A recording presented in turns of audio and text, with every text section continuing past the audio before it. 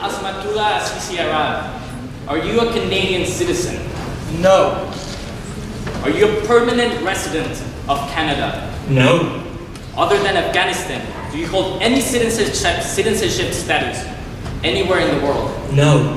Did you apply for a visa to come to Canada? No. How did you enter? I just walked. Miss Lake, Mrs. Ben, faculty and staff, Mom, Dad, are you someone who's here today? Miss Miller? I love the peers. You might know me as a prefect and a cadet leader. But that is not the whole truth. Today, it's time for me to open up and share my life with you. When I turned 16, I was arrested. You might be thinking it was for drinking underage, stealing, or even driving without a license. But none of that is what happened. I was arrested for illegally crossing the border into Canada in the middle of nowhere between Washington State and Vancouver. It was a critical turning point of my life. After that night, nothing was the same. I'm talking about the night of June 29, 2017. Now let's backtrack a bit.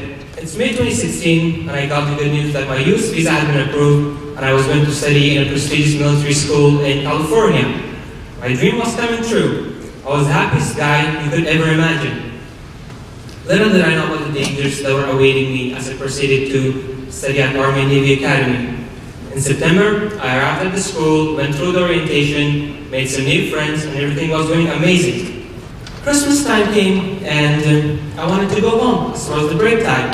However, everybody was against my return to home, but I miss my family so much, especially my little baby sister, that against their will, I decided that I will be going home for the break. New Year's 2017 was the last time I was with them. Fast forward to April 2017. I received more bad news. For multiple reasons, including the election of Donald Trump and the travel ban on Muslim countries, Army and Navy Academy was not able to proceed with my re-enrollment. I would have to return back to Afghanistan in June at the end of the year. But guess what? I couldn't return back home. And I couldn't stay in the States because I was there on a temporary student visa. I was lost, didn't know what to do, and I felt completely stuck. I've never felt that helpless in my life, that even my family and my homeland were not able to protect me anymore. The school finished in June, and I still hadn't found a way to stay alive. Until, without telling anyone, I decided to cross the border into Canada and seek asylum to be protected. I went on Google Maps and began to plan. At the age of 16, it was the hardest decision of my life. I booked myself a flight to Bellingham Airport in Washington State, which is the closest airport to the Canadian border. My flight landed at about 4 p.m. on June 29. I traveled as close to the border as I could by a taxi and waited there for 6 hours in the woods until it got dark. Once it got dark, that night of June 29, with just a pair of jeans, a black t-shirt, my favorite shoes, and a bag full of documents, I began my journey of fear and courage, a journey to the other side of the border, to Canada.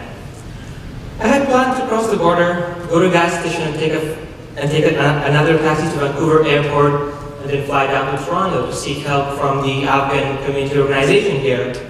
But things don't always go as planned, right?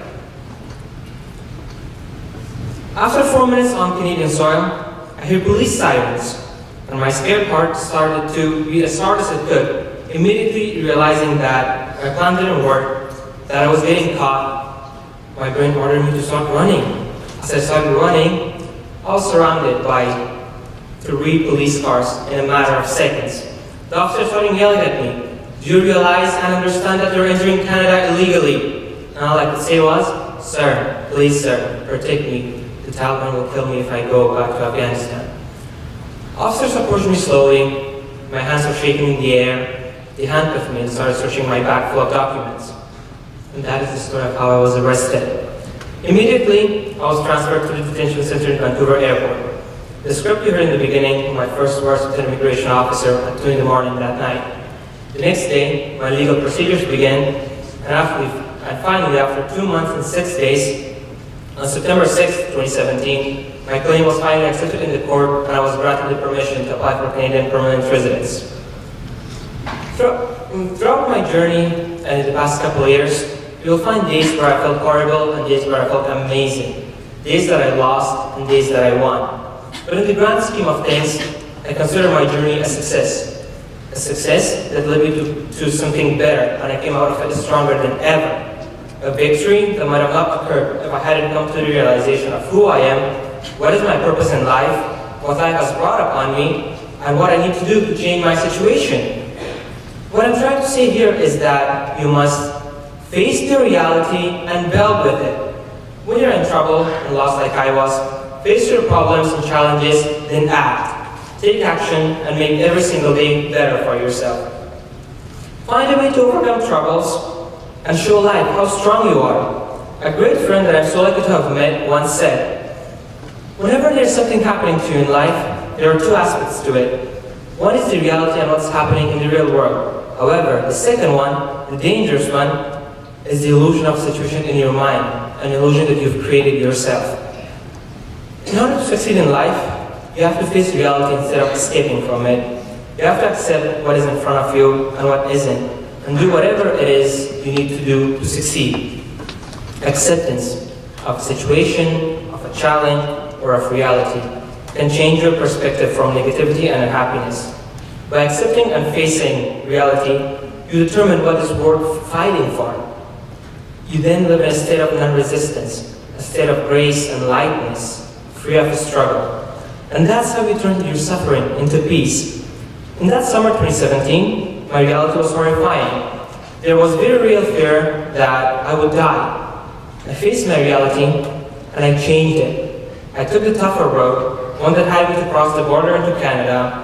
I decided to go down the hard path because I had faith in my goals and in my future and my ability to overcome all the obstacles in life. Since I've come to Canada, life has been a roller coaster. And what made me stronger are the challenges that I had to face and overcome, all the troubles that I had to go through, all the people that I missed and met. But if it was not for my realization of how bad my situation was and the support that I was given by some amazing people present here today, I would not be physically here today, alive, or nor would I be who I am today. A common form of escaping from our realities and surrendering to an illusion in our mind is when we face rejection. Whether it's from our top choice university, a tech giant that we will want to work for, or simply our high school crush. So what? In those situations, we have to face the reality and do not give anybody the power to take control of our mind, therefore our actions. Reality, when it is harsh and unfriendly, can tear us down. Sometimes it feels easier to ignore cold facts and just ignore what is happening. However, the other side of the story, the reality, is tough to face. It takes courage to battle your own self every single day to be better. But once you come to the realization of your power over your own life, that's how you become undefeatable. And that is the point where nothing can break you anymore. Once you start to appreciate what you have and don't take anything for granted, that is when you truly start living in peace. Take control over your brain and don't let anything ruin your day. No matter how tough times are, believe me, good days are coming and there's light at the end of the tunnel. And remember, destroy that false illusion and any alternative to reality in your lives. They are of no use to you. Thank you.